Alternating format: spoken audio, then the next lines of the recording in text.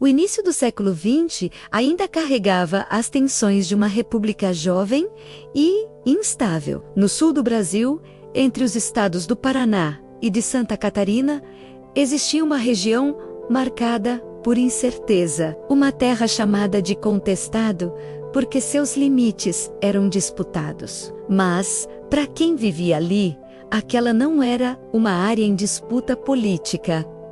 Era caçaeira, sustento, era sobrevivência. Pequenos agricultores ocupavam aquelas terras. Havia décadas viviam do cultivo, da criação de animais, da madeira retirada da mata. Isolados dos grandes centros, quase não viam a presença do Estado. Não havia infraestrutura, não havia garantias formais de posse. Havia apenas o trabalho diário e a permanência construída ao longo do tempo. Então vieram os trilhos. Uma estrada de ferro foi projetada para cortar a região, ligando o interior ao litoral. Empresas receberam concessões para explorar não apenas o transporte, mas também vastas áreas de terra ao redor da ferrovia. De repente, aquilo que era ignorado passou a ter valor estratégico, e milhares de famílias foram consideradas invasoras da própria terra onde sempre viveram. Expulsões começaram, casas foram derrubadas, comunidades inteiras se viram sem alternativa. O que antes era abandono virou tensão. O que era silêncio começou a se transformar em revolta. Nesse cenário surgiram lideranças religiosas. Homens vistos como monges e conselheiros espirituais passaram a reunir seguidores. Falavam de justiça, falavam de um tempo novo, falavam de resistência em meio à perda de terras e à insegurança. A fé oferecia esperança e organização. Arraiais começaram a se formar, comunidades autônomas surgiram em meio à mata. Ali, dividiam alimentos, rezavam, planejavam.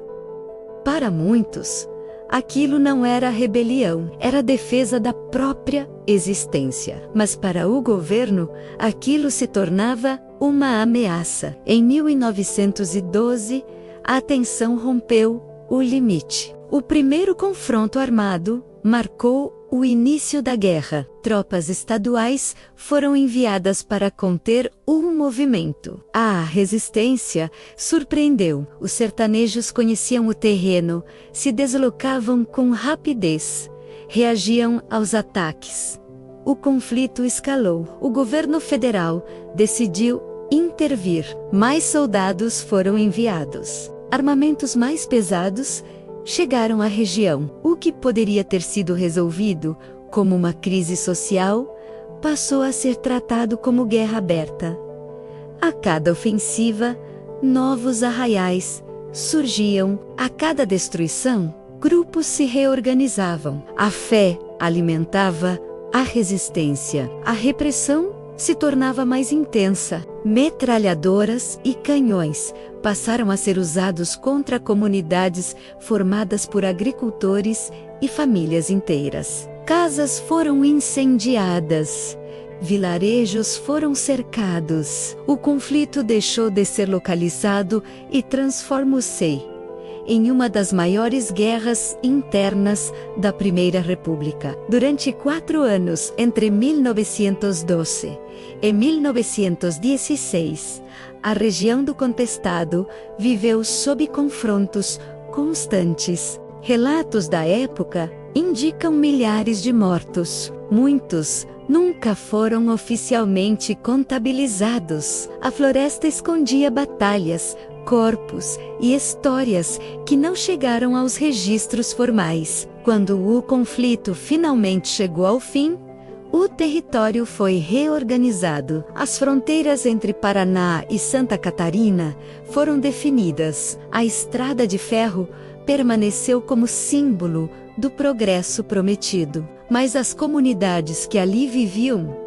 jamais voltaram a ser as mesmas. A Guerra do Contestado expôs algo profundo: o abismo entre decisões políticas e a realidade de quem vive distante dos centros de poder. Mostrou como disputas territoriais, interesses econômicos e abandono social podem se transformar em tragédia quando o diálogo é substituído pela força. Durante muito tempo, o episódio foi tratado como revolta isolada, como distúrbio regional, mas sua dimensão revela algo maior.